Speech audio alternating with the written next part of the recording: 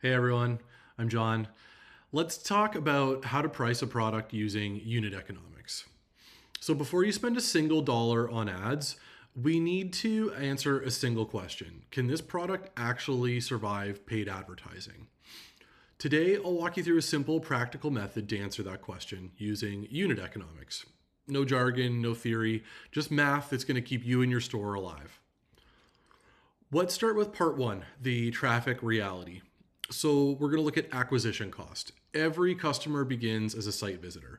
So we start with cost per click. This could come from Google, Meta, content creators, SEO investment, doesn't matter. At some point, the traffic has a cost. If you're running ads, pull this number directly from the ads platform. If you're doing organic work, or content creators, divide the total spend by total site visits. In this example, we'll assume a cost per click of 75 cents. Next, we look at click to purchase rate. So this is simply the percentage of visitors who purchase. Let's assume 5% for this example.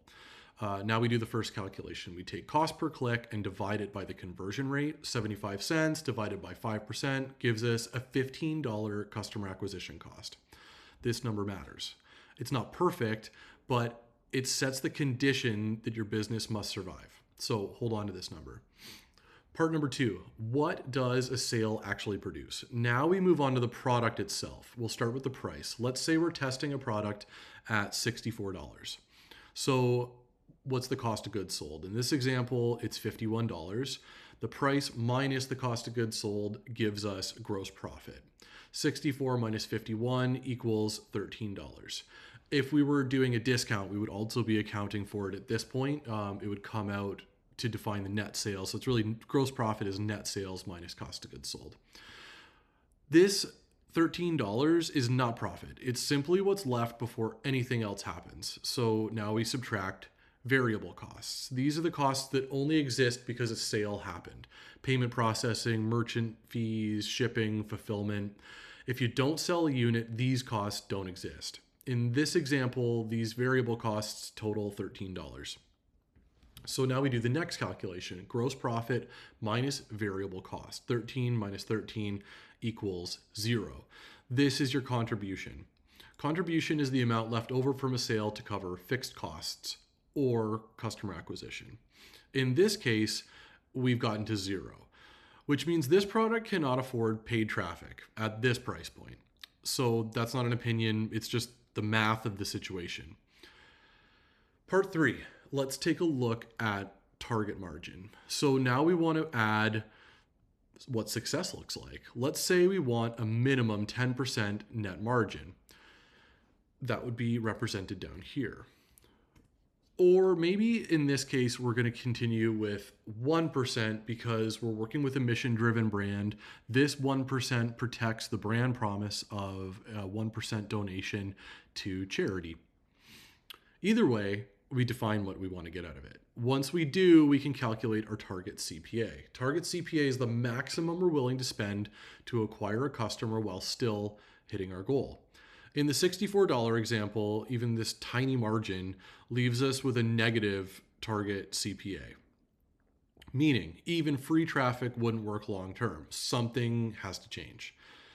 Let's look at using price as a lever. Now we return to that acquisition cost that we defined at the beginning of this. Remember the $15. If we want this product to survive paid traffic, we need enough contribution to absorb that cost and hit the margin. So we test price. Let's raise the price to $80. Whoop.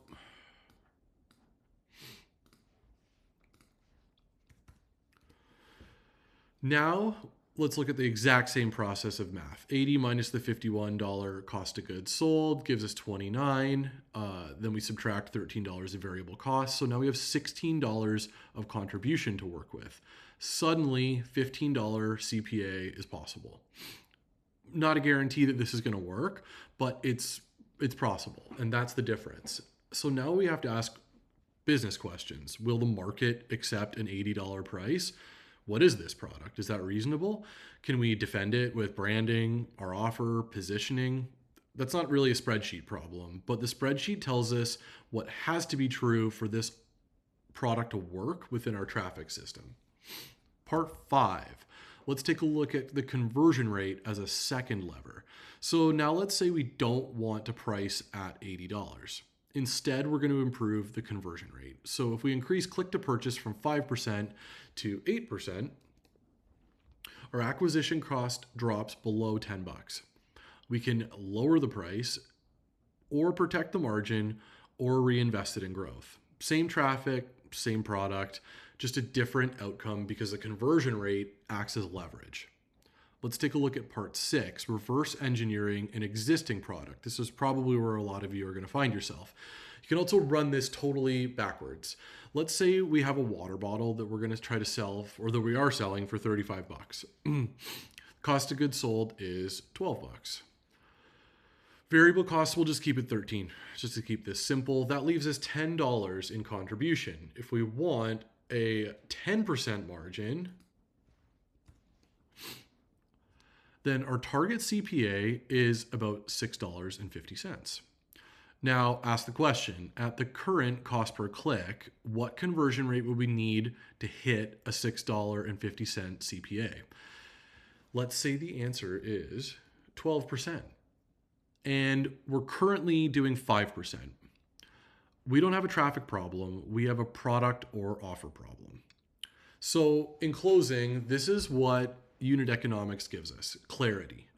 Before we scale, before we optimize ads, before we start chasing tactics around and trying to boil the ocean, we have to understand what has to be true for growth to work.